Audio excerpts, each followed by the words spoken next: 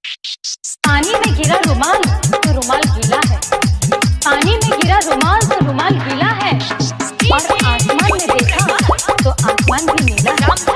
मोहब्बत तो सब करते हैं यहाँ, मगर बेचारे ये लड़के करे तो लोग कहते हैं कि कैरेक्टर ढीला है।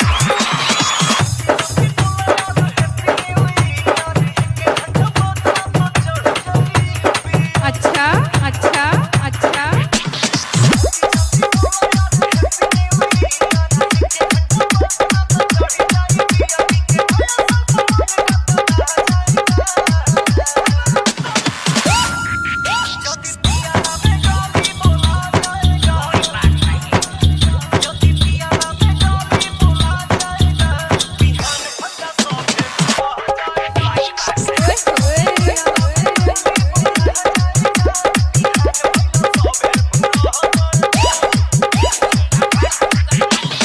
मेरी जिंदगी पर इतना एहसान कर दो, मेरी जिंदगी पर इतना एहसान कर दो, एक बेनाम सी मोहब्बत मेरे नाम कर दो।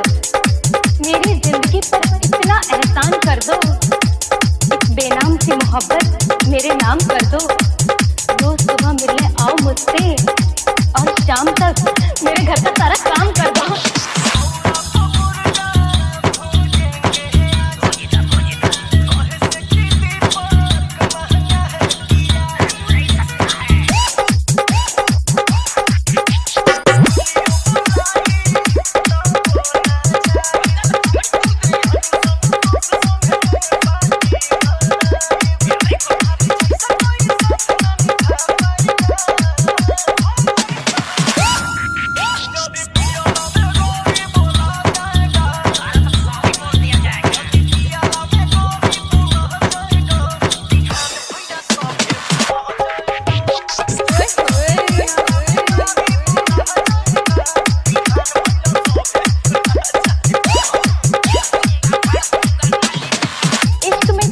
खाया हुआ आशिक अपने दिल की बात कह रहा है। गौर फरमाइएगा कि ना दिल की बाजी थी ना दिल का कोई सौदा, ना दिल की बाजी थी ना दिल का कोई सौदा।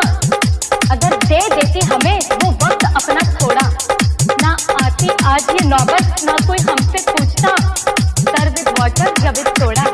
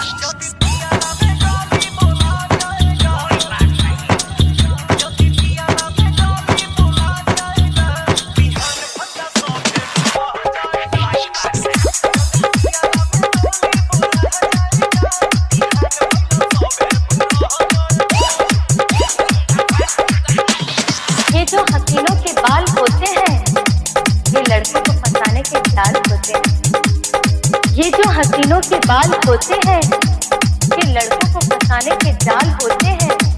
न जाने कितनों का खून किया है इन्होंने, तभी तो इनके होंठ लाल होते हैं।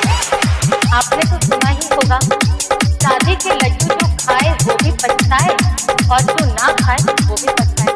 कुछ ऐसा ही हाल और कुछ ऐसा ही किस्सा मैं आपको सुनाने जा रही हूँ। एक शादीशुदा पुरुष कहता है, मांग भरने की सजा कुछ इस कदर पा रहा हूँ। गौर फरमाइएगा, मांग भरने की सजा कुछ इस कदर पा रहा हूँ। उसकी मांग पूरी करते करते मांग मांग कर खा रहा हूँ।